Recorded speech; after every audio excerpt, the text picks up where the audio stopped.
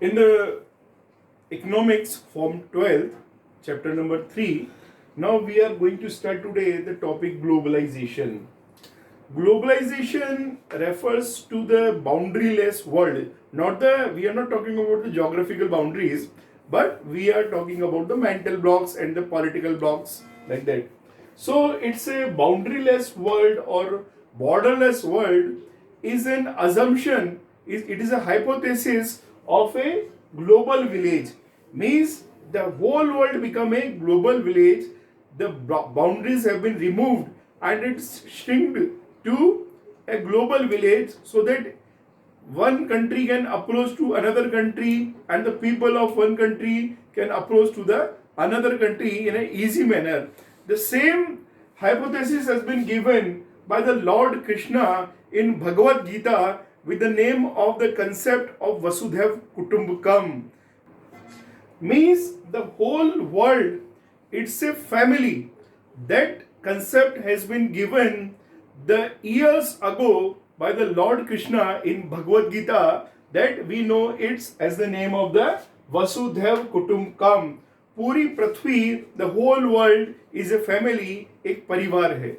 Now coming to the process of the globalization, before going in the depth of this topic, it will be good that we consider some of the keywords or some of the important terminology which is related to the globalization, because in my view in this all three topics the globalization is very important one, because when the globalization is there, then the other liberalization and privatization, other policies are effectively implemented and effectively possible. So some of the key words of the globalization, that globalization is a process, rather to say it's a continuous process, it is a dynamic process. One example I would like to share with you, that many of the countries nowadays we are suffering from the COVID-19, that is we are suffering from the coronavirus, and many developed countries they are looking for the vaccination, they are looking for the treatment, they are looking for the medicines. Their research and development departments, they are working 24 hours, but they have not got the expected success to get the real treatment of the COVID-19.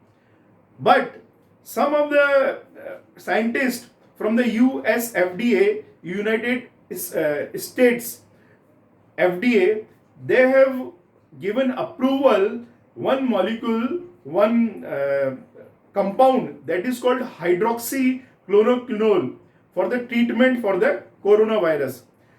So now Spain, Italy, Israel, America, many of the countries, they are looking for India and they are very much eager to import the hydroxychloroquine from India. So we can say how integration and interdependent the countries have become. So it is possible only by the globalization. Now basically this hydroxychloroquine is used for the treatment of malaria.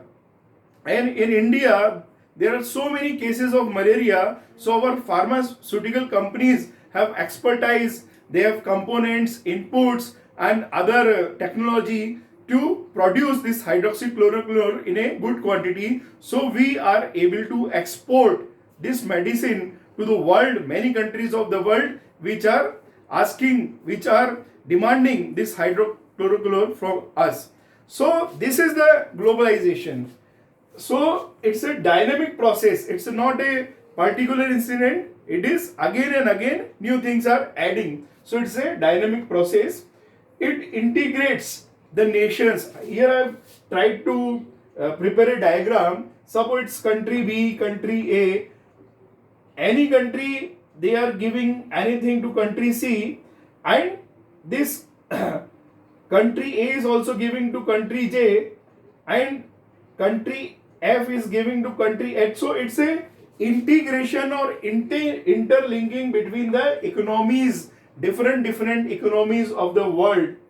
Now second term is the interdependence. In the recent example I have told you that many countries are dependent for the hydroxychloroquine on India. So countries are interdependent. We are also interdependent for the crude oil from the OPEC nations, means oil producing nations. So interdependency is also there among countries to countries. Then interactions. If the countries are having good interactions with each other, they have good relations with each other, they are able to go through this globalization process. Then interconnection. The countries, they should be interconnected to each other. There will be through the means of transportation, through the means of communication. So interconnection is also very important terminology in the globalization. And that next, free flow. See, I have just in the early when they given the introduction of the boundaryless world, what I have told you, it's the boundaryless world. Means the restrictions, the obstacles and the barriers should be removed. There should be free flow of the human beings. There should be free flow of goods and services. There should be free flow of capital funds. There should be free flow of information technology. Then the globalization is possible. So till this terminology, we are able to see that free flow of what? Of goods and services. Capital means financial assets, funds. Humans, here humans I have underlined because it has some restrictions. It has some particular specifications. Then only you can move to from one country to another country. Then knowledge, data, technology, resources, raw material, input and components. There should be free flow of all these things under the globalization. Now, next terminology is outsourcing. Outsourcing is very, very important.